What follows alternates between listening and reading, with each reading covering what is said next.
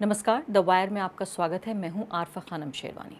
अंग्रेज़ी का एक शब्द होता है अपार्थाइड। हो सकता है आप में से बहुतों ने स्कूल या कॉलेज की किताबों में इस शब्द को सुना हो, पढ़ा हो। इस शब्द के मायने होते हैं जो साउथ अफ्रीका में सरकारी नीति के आधार पर 1948 में गोरे और काले लोगों को अलग करने के लिए बाकायदा कानून बनाया गया था, जो 1990 के दशक तक चला था। इस कानून के तहत दोनों के अलग अलग रहने का प्रावधान था। इस दुनिया के इतिहास में उन बदतरीन अध्यायों में लिखा जाता है जहां किसी व्यक्ति की पहचान के आधार पर, चाहे वो लिंग हो या रंग हो या धर्म हो या जाति हो, उसके आधार पर भेदभाव किया गया। हिटलर के जर्मनी के बाद साउथ अफ्रीका में इसको लेकर एक बहुत ही हिंसक की नीति थी। वो साउथ अफ्रीका की बात थी जो कि 1990 के दशक में ख़त्म हो गई। अब ये भारत, वो भारत जो हज़ारों साल की जिसकी सभ्यता और संस्कृति है, वहाँ भारत में रहने वाले भारत के ही अपने ही नागरिक जो सैकड़ों साल से यहाँ रहते हैं, उनके साथ भेदभाव की नीति भारत के ही एक प्रांत में चल रही है। उत्तर प्रदेश पुलिस ने एक फरमान जारी किया है कि जो कांवड़ रूट है, जो कांवड़िया गुजरेंगे जिस रूट से 240 किलोमीटर का ये रूट है, उस रूट पर जितने सब्जी और फल बेचने वाले लोग हैं और टी स्टॉल्स हैं, रेस्टोरेंट्स हैं, वो सब अपने नाम लिखेंगे वहाँ पर। ये नहीं लिखेंगे कि शाकाहारी है या मांसाहारी है या किस चीज़ का ये बेच रहा है, हलाल फूड है या हलाल फूड नहीं है, ये सब नहीं।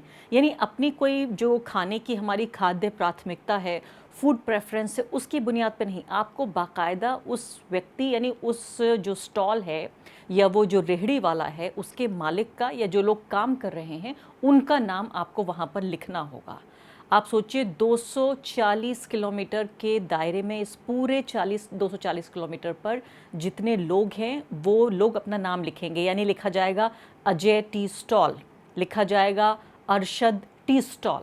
यानी अब मैं सोच रही थी, यहाँ पर एक उदाहरण भी मैं देख रही थी, इंडियन एक्सप्रेस में ये रिपोर्ट फाइल की है और उसमें लिखा है कि कैसे एक व्यक्ति जिस खतौली इलाके में रहता है और वो उसका नाम था उसके टी स्टॉल का चाय चाय लवर पॉइंट, और उसके बाद उसने उसे चेंज कर दिया वकील साहब टी स्टॉल।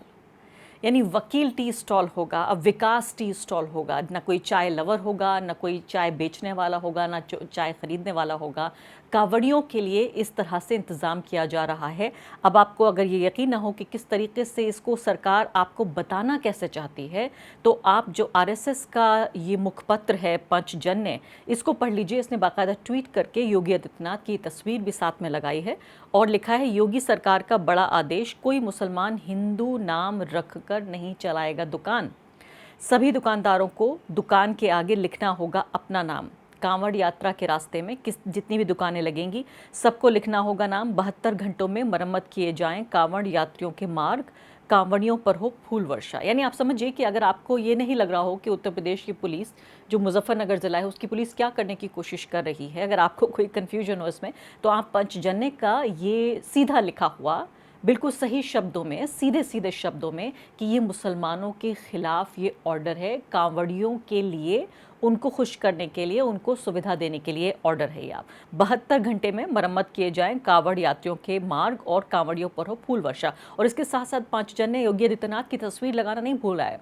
अभी मैंने कल ही कार्यक्रम किया था जिसमें आपको बताया था कि इस पर लगातार जो सियासत के गलियारे हैं उनमें चर्चा हो रही है कि आदित्यनाथ को बदलने की बात हो रही है, कि अमित शाह और नरेंद्र मोदी आदित्यनाथ को बदलकर किसी और को मुख्यमंत्री बनाना चाहते हैं उत्तर प्रदेश का। मुझे लगता है कि इस तरह के फरमान जारी करके अपनी जगह को पूरी तरीके से फिर से स्थापित करने की कोशिश कर रहे हैं, फिर से सीमेंट करने की कोशिश कर रहे हैं आदित्यनाथ कि वो हिंदुत्व के निर्विवादित नेता हैं, वही हीरो हैं, वही नायक हैं और उनको कोई नहीं हटा सकता, उनको नहीं हटाया जा सकता। और इसीलिए इस तरह के फरमान जारी कर रहे हैं, इससे जो हिंदुत्व की कंस्टिट्यूएंसी है वो इससे खुश हो जाए। तो उत्तर प्रदेश के मुजफ्फरनगर के जो एसपी हैं अभिषेक सिंह, उन्होंने ये ऑर्डर दिया है जिसमें होटल, ढाबे, छोटे जो वेंडर्स हैं, रेडी वाले हैं, वो सब इस रूट पे, मैंने आपको बताया कि जो पड़ेंगे उस रूट पर इनको लिखना पड़ेगा, बाकायदा पहचान लिखनी पड़ेगी। और उसमें लिखा ये गया है कि कन्फ्यूजन ना हो। एसपी साहब क्या कह रहे हैं कि इसमें कोई असमंजस की स्थिति ना बने, कोई कन्फ्यूजन ना हो, इसलिए ऐसा करने की कोशिश हो रही है। देख लीजिए। मार्ग पे फलों के ठेले पे एक लिस्ट लगवाई गई है उनके नामों की। किस तरह का ये निर्देश दिया गया है? देखिए, कांवड़ की तैयारियां शुरू हो गई हैं और हमारे जनपद में लगभग 240 किलोमीटर का कांवड़ मार्ग है। इसमें जितने भी खान पान के दुकानें हैं, चाहे वो होटल, ढाबे, ठेले, जहां से भी कांवड़िए अपनी खाद्य सामग्री खरीद सकते हैं, उन सबको ये निर्देशित किया गया है कि अपने प्रोप्राइटर के या काम करने वालों के नाम ज़रूर डिस्प्ले करें। ये इसलिए ज़रूरी है ताकि किसी प्रकार का कोई कन्फ्यूजन किसी भी कांवड़िए के अंदर ना रहे और ऐसी स्थिति ना उत्पन्न हो कि कहीं कोई आरोप प्रत्यारोप हो और बाद में कानून व्यवस्था की स्थिति उत्पन्न हो। इसलिए ऐसा निर्देश दिया गया है और सब इसको अपनी स्वेच्छा से इसका पालन कर रहे हैं।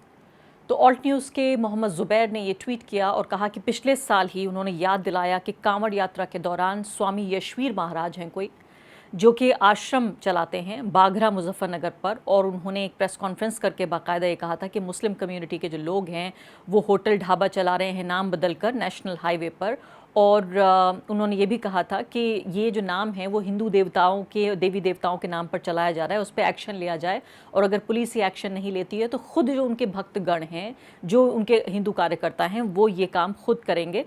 और तब से लेके ये मांग चल रही थी। अब खुद जो यशवीर हैं, इन्होंने बाकायदा पोस्ट लिखकर ये बता भी दिया है, शुक्रिया अदा कर रहे हैं यूपी पुलिस का कि यानी उनकी धमकी में यूपी पुलिस आ गई है और इसलिए ये फरमान जारी कर रही है। उन्होंने शुक्रिया भी अदा कर दिया है कि देखिए, बोल्ड लेटर्स में उनकी मांग ये थी कि बड़े बड़े अक्षरों में लिखा जाए कि ये मुसलमानों की दुकान है ताकि कांवड़िए इनसे सामान ना लें। उत्तर प्रदेश पुलिस ने, ये मुजफ्फरनगर पुलिस ने इस पर अपनी सफाई एक तरह से मैं कहूँ जारी करते हुए कहा है कि श्रवण या कांवड़ यात्रा के दौरान समीपवर्ती राज्यों से पश्चिमी उत्तर प्रदेश होते हुए भारी संख्या में कांवड़िए हरिद्वार से जल उठाकर मुजफ्फरनगर जनपद से होकर गुजरते हैं। और श्रावण के महीने में कई लोग, खासकर कांवड़िए, अपने खान पान में कुछ खाद्य सामग्री से परहेज करते हैं। पहले ऐसा हो चुका है कि कांवड़ मार्ग पर कई प्रकार की खाद्य सामग्री बेचने वाले दुकानदारों द्वारा अपनी दुकानों के नाम इस प्रकार रखे गए जिससे कांवड़ियों में भ्रम की स्थिति उत्पन्न होकर कानून व्यवस्था की स्थिति उत्पन्न हुई है।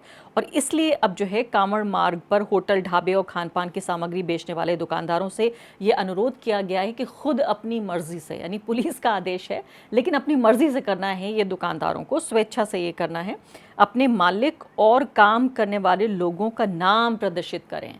यानी सिर्फ ये नहीं कि होटल कौन चला रहा है, वहाँ काम कौन कर रहा है। इसी पर असदुद्दीन ओवैसी, एमआईएम के नेता, उन्होंने ये कहा कि उनको ये पुख्ता खबर मिल रही है, टीवी चैनल इस बात को चला रहे हैं कि जो काम करने वाले लोग थे मुसलमान, यानी कि अगर दुकानदार हिंदू था और काम करने वाले लोग मुसलमान थे तो उन काम करने वाले लोगों को निकाल दिया गया है। जाहिर है ये पूरा कांवड़ का जो पूरा रूट है कांवड़ियों का, जितने दिन भी ये चलेगा, इतने दिन कौन दुकानदार ये चाहेगा कि फजीहत मोल ले? कौन दुकानदार ये चाहेगा कि विवाद में पड़ जाए सिर्फ इसलिए कि मुसलमान को उसने नौकरी दे रखी है? ये जो ऑर्डर है उत्तर प्रदेश की योगी आदित्यनाथ सरकार का, ऐसा दिख रहा है कि हिटलर की रूह उनमें समा चुकी है। ये क्रिस्टल नाट मूवमेंट लग रहा है। हिटलर भी एक जूडन बॉयकॉट करते थे, इस तरह का बॉयकॉट हो रहा है उत्तर प्रदेश की सरकार की तरफ से। भाई आप होते कौन है ये करने वाले? क्या एक यात्रा का इतना उनको आप इम्पोर्टेंस देंगे और दूसरों की लाइवलीहुड को बर्बाद कर देंगे आप क्या एक ही समुदाय के लिए कि उसके लिए काम करेंगे? कॉन्स्टिट्यूशन कहाँ गया फिर? कॉन्स्टिट्यूशन क्या कहाँ चलेगा? कौन से कचरे की बिन में चलेगा कॉन्स्टिट्यूशन? पहले ही आप सोचिए कि इस देश में एक धर्म के मानने वाले लोगों के साथ किस कदर भेदभाव होता है। नौकरी ना तो सरकारी मिलती है, ना गैर सरकारी मिलती है, ना प्राइवेट दफ्तरों में काम मिलता है। छोटा मोटा मजदूरी का काम, ढाबों पर, रेस्टोरेंट्स में, होटल में काम करने का काम अगर मिल भी जाता तो उसमें भी इस तरह से भेदभाव करने की, जातिगत और धार्मिक भेदभाव करने की पूरे तरीके से कोशिश की जा रही है और सीधे सीधे पुलिस इस बात को लिख रही है। अब यहाँ पर आगे बढ़ते हैं कि किस तरीके से इस पूरे मामले को विपक्ष देख रहा है। और मैं यहाँ पर ये कहना बहुत ज़रूरी समझती हूँ कि इस पूरे चुनाव के नतीजों का, 2024 में अभी जो 2 महीने पहले चुनाव नतीजे आए हैं, उनका जो मैंडेट है, उस 1 महीने पहले आए चुनाव का मैंडेट कि जनता कहना क्या चाहती थी, इसको ना भाजपा समझ रही है, ना भाजपा समर्थित मीडिया समझ रही है, लेकिन विपक्ष इसको बेहतरीन तरीके से समझ रहा है। और इसीलिए कम से कम 3 महत्वपूर्ण पार्टियां, जिसमें राष्ट्रीय पार्टी कांग्रेस पार्टी, इसके अलावा समाजवादी पार्टी, तृणमूल कांग्रेस, इन तीनों ने आधिकारिक पोजीशन लेते हुए इसका विरोध किया है और विरोध पुरजोर तरीके से किया है। और पहली बार मुझे कहते हुए अच्छा लग रहा है कि सिर्फ ये नहीं कहा कि नाम न लेते हुए कि सिर्फ अल्पसंख्यकों के साथ ज़्यादती हो रही है, वर्ग विशेष के साथ ज़्यादती हो रही है, बल्कि बाकायदा कहा गया मुसलमानों के साथ ज़्यादती हो रही है। पवन खेड़ा ने वीडियो स्टेटमेंट ये जारी किया और वीडियो स्टेटमेंट जारी करने के अलावा उन्होंने टेक्स्ट भी लिखा, यानी जिसको पढ़ के समझ में आ रहा है वो पढ़ भी ले। उसके बाद वीडियो स्टेटमेंट भी उन्होंने जारी किया। बिल्कुल साफ साफ शब्दों में उन्होंने कहा है कांवड़ यात्रा के रूट पर फल सब्जी विक्रेताओं पर, रेस्टोरेंट ढाबा मालिकों को बोर्ड पर अपना नाम लिखना आवश्यक होगा। ये मुसलमानों के आर्थिक बॉयकॉट की दिशा में उठाया गया कदम है या दलितों के बॉयकॉट का, या दोनों का हमें नहीं मालूम। क्योंकि आप सोचिए कि अगर जो उच्च जाति के लोग हैं वो तो अपनी जातिगत नाम लिखेंगे, लेकिन तथाकथित जो निचली जातियों के लोग हैं वो भी पहचाने जाएंगे। तो जिस अपार्थाइड का मैं जिक्र कर रही थी, जो गोरे और कालों को अलग करने के लिए दक्षिण अफ्रीका की सरकार ने बनाया था, यहाँ उत्तर प्रदेश की सरकार कह रही है कि आपको हम हिंदू मुसलमान तो अलग करेंगे ही, जातिगत भी हम भेदभाव करेंगे। जो लोग ये तय करना चाहते थे कि कौन खाएगा, कौन क्या खाएगा, वो ये तय भी करेंगे कौन किससे खरीदेगा, ये कह रहे हैं पवन खेड़ा। जब इस बात का विरोध किया गया तो कहते हैं ढाबों के बोर्ड पर हलाल लिखा जाता है, तब आप विरोध क्यों नहीं करते।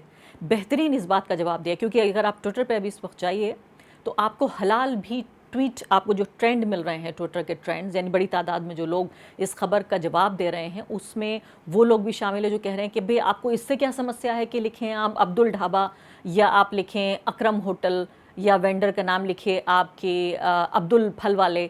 आप जब आप हलाल में आपको दिक्कत नहीं है तो इसमें ही आपको क्या दिक्कत है। इसका जवाब देते हैं अब ये पवन खेड़ा, ये कह रहे हैं कि इसका जवाब ये है कि जब किसी होटल के बोर्ड पर शुद्ध शाकाहारी भी लिखा होता है तो भी हम होटल के मालिक से रसोइये या वेटर का नाम नहीं पूछते। हम ये नहीं कहते शाकाहारी तो मुसलमान भी उस होटल को चला सकता है और शाकाहारी भोजन आपको सर्व कर सकता है, हिंदू भी चला सकता है। हलाल खाना, हलाल जो फूड है, हलाल जो मीट है, वो हिंदू वेंडर भी हलाल मीट ला सकता है और पका सकता है और खिला सकता है मुसलमानों को। उसमें ये इस बात की कोई शर्त नहीं है कि पकाने वाले का धर्म क्या है, उसका नाम क्या है।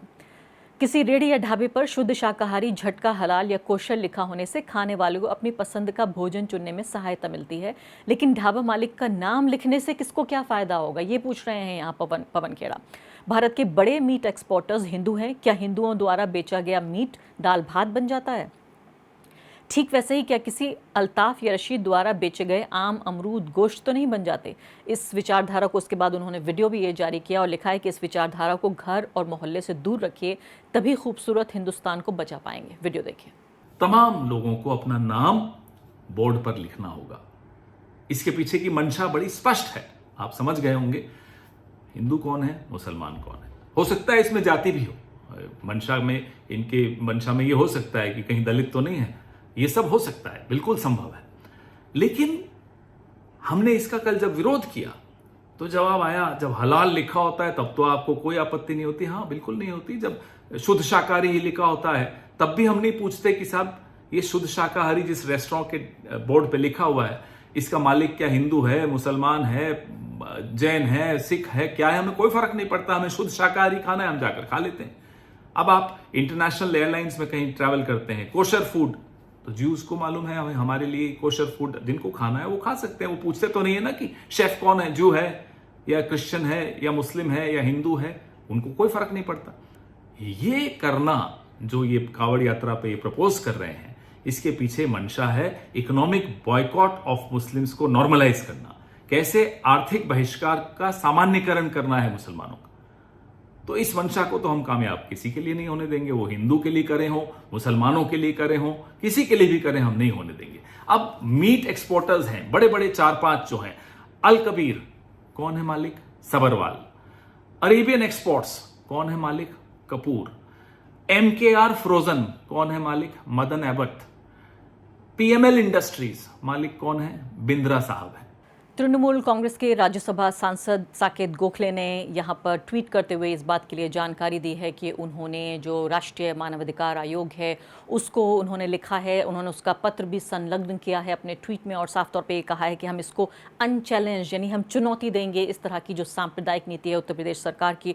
उन्होंने कहा है मुजफ्फरनगर पुलिस के इस फैसले के खिलाफ, इस डिस्क्रिमिनेटरी यानी कि इस भेदभाव के खिलाफ, मुसलमानों के खिलाफ जो भेदभाव है, इसके लिए वो चैलेंज कर रहे हैं। और जो ये लॉजिक दिया जा रहा है SSP मुजफ्फरनगर के ज़रिए, वो पूरे तरीके से अहमकाना है।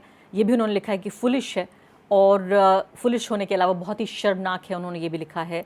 और कन्फ्यूजन दूर करने की बात कही गई है।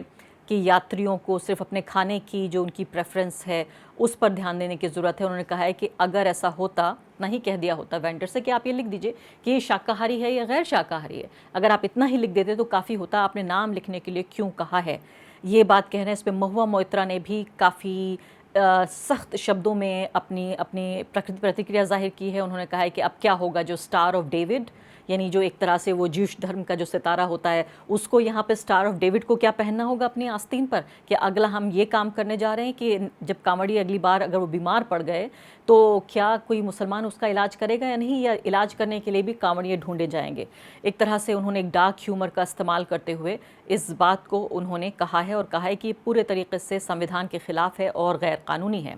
अखिलेश यादव ने भी इसी खबर पर रिएक्ट करते हुए उन्होंने भी बात लिखी है कि क्या अगर ठीक है, अकमल अरशद तो जाहिर बात हो रही है, लेकिन उन्होंने कहा कि अगर जिसका नाम गुड्डू मुन्ना छोटू है, अगर उसके नाम से क्या पता चलेगा। माननीय न्यायालय स्वतः संज्ञान ले, उन्होंने कोर्ट को इस बात के लिए कहा है कि आप खुद सो मोटो आप कॉग्निजेंस लीजिए इस बात का, और ऐसे प्रशासन के पीछे के शासन तक की मंशा जांच करवाकर उचित दंडात्मक कार्रवाई करे। ऐसे आदेश सामाजिक अपराध हैं जो सौहार्द के शांतिपूर्ण वातावरण को बिगाड़ना चाहते हैं। पूरे तरीके से एक तरह का अपरोर हम देख रहे हैं सोशल मीडिया पर, हर तरफ से विरोध की आवाज़ें आ रही हैं, जो अपने आप में बहुत अच्छी बात है, एक राहत की बात है कि जब एक ब्लेटेंटली कम्युनल, इतना गिरे दर्जे का घटिया सांप्रदायिक आदेश पुलिस के ज़रिए उत्तर प्रदेश सरकार ये कोशिश कर रही है करने की, ऐसे में आप सोचिए कि पूरे तरीके से धार्मिक आधार पर एक तरह से ये आर्थिक बहिष्कार है। ये मुस्लिम समुदाय का, जैसे मैंने आपको कहा वैसा ही बदतरीन हालात हैं। ऐसा नहीं है कि नरेंद्र मोदी के सत्ता में आने से पहले किसी जन्नत में रहते थे मुसलमान, भेदभाव तब भी होता था, उनकी हालत तब भी ख़राब थी, पढ़ाई लिखाई में, नौकरी में, कारोबार में, ज़मीन की ओनरशिप में, हर तरह से मुसलमानों के साथ भेदभाव होता था। लेकिन जो स्तर है भेदभाव का वो इस कदर बढ़ गया है, और अब सरकारी स्तर पर बाकायदा नीति बनाकर भेदभाव हो रहा है। पहले एक तरह से इनफॉर्मल तरीके से लोगों के मन में कहीं छिप के कुछ लोगों के मन में एक तरह की दुर्भावना रहती थी कुछ एक समुदाय के प्रति, लेकिन सरकारी स्तर पर कभी हम देखते थे पुलिस का एक कम्युनल सांप्रदायिक चेहरा, लेकिन जिस भयंकर तरीके से अब सरकारी इंस्टीट्यूशंस का इस्तेमाल करके एक तबके को बाकायदा अपार्थाइड जैसी स्थिति में डाला जा रहा है, एक आर्थिक बहिष्कार की स्थिति पैदा हो रही है। सीधे तौर पर ये सरकार, ये पॉलिटिकल पार्टी, उत्तर प्रदेश में जितनी बुरी हालत हुई है, जहाँ अयोध्या में राम मंदिर बनाया गया और सोचा गया कि अब कुछ करने की ज़रूरत नहीं है, कोई नौकरी देने की ज़रूरत नहीं है, शिक्षा की ज़रूरत नहीं है, सड़क बनाने की ज़रूरत नहीं है, किसी भी चीज़ की ज़रूरत नहीं, हमने तो मंदिर बना दिया। उसी मंदिर वाले शहर में, उसी कंस्टिट्यूएंसी में लोकसभा में भारत की जनता ने बीजेपी को हरा के बताया कि उसे संविधान चाहिए, उसे आज़ादी चाहिए, उसे अधिकार चाहिए, उसे रोज़ी रोटी उसके लिए महत्वपूर्ण है। लेकिन लगता है कि अभी और शायद झटके लगेंगे बीजेपी को, इससे पहले ये समझ पाए वो वाकई कि किस तरह की सियासत चाहती है भारत की जनता। द वायर के और वीडियोस देखने के लिए सब्सक्राइब करें और बेल आइकन पर क्लिक करें। स्वतंत्र पत्रकारिता की आर्थिक मदद करने के लिए डिस्क्रिप्शन में दिए गए लिंक पर जाएं और अपनी राशि चुनें।